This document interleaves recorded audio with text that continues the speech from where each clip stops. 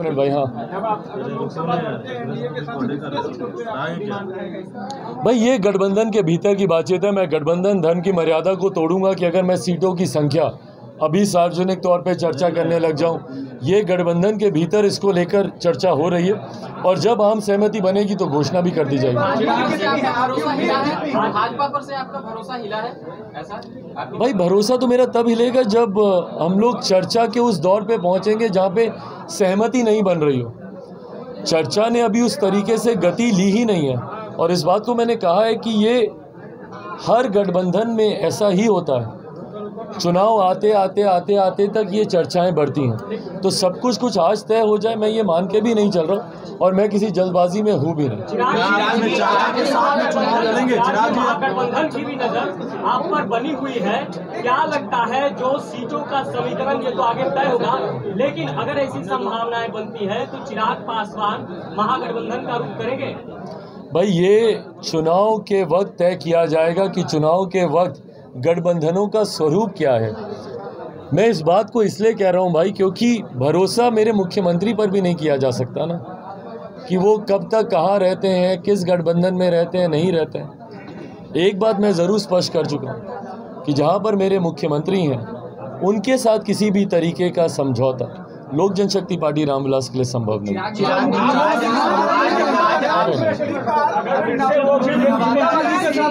नवादा वाली सीट से तो अमित शाह जी ने ऐलान कर दिया कि वो चुनाव लड़ेंगे। आप लोग बीजेपी लड़ेगी। अब ऐसे सवाल उठता है कि क्या आप क्या उस पर उम्मीद करते हैं जो पहले आपको मिली थी सीट? अब उससे भाई मुझे क्या उम्मीद करनी है, वो जिनकी सीट थी उनको चिंता होगी, मुझे किस बात की चिंता है?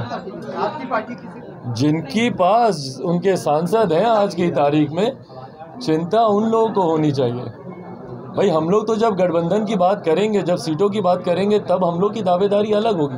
हम लोगों ने तो किसी सीट पे दावेदारी अभी तक पेश की नहीं। हम लोगों ने तो कहा नहीं कि भाई ये संख्या या ये सीटें, बट जिनकी संख्या और सीटें सामने हैं, चिंता तो उनको होनी चाहिए। मुख्यमंत्री ने आपको निमंत्रण दिया है। चिराग जी कि आप दिशाहीन राजनीति कर रहे हैं। कौन कह रहे हैं? आपके चाचा कह रहे हैं कि आप दिशाहीन राजनीति कर रहे हैं। प्रभु जिस दिन हमारी दिशा तय हो गई ना, चिंता सबसे ज्यादा उन्हीं को ही होगी। उन्हीं की परेशानी बढ़ेगी जिस दिन हमारी दिशा स्पष्ट हो गई और उसकी घोषणा कर दी गई।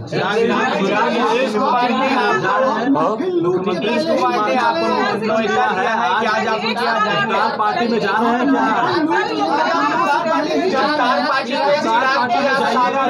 एक एक करके आप पूछ ली। इफ्तार पार्टी में आज आप शामिल होंगे, मुख्यमंत्री ने आपको नोएडा भेजा है। भाई मेरा पहले से ही कार्यक्रम निर्धारित है। हाजीपुर का कार्यक्रम लगा हुआ है, मैं हाजीपुर निकलूँगा, पर हाँ उनकी तरफ से ज़रूर न्योता इफ्तार के लिए मिला है। हमारी पार्टी के वरिष्ठ साथी ज़रूर इसमें जाएंगे। ये तय है कि जहाँ नीतीश कुमार रहेंगे वहाँ आप नहीं रहेंगे, ये फिक्स है? भाई नीतीश कुमार जी से समझौता करना होता तो प्रभु बहुत समय था मेरे पास।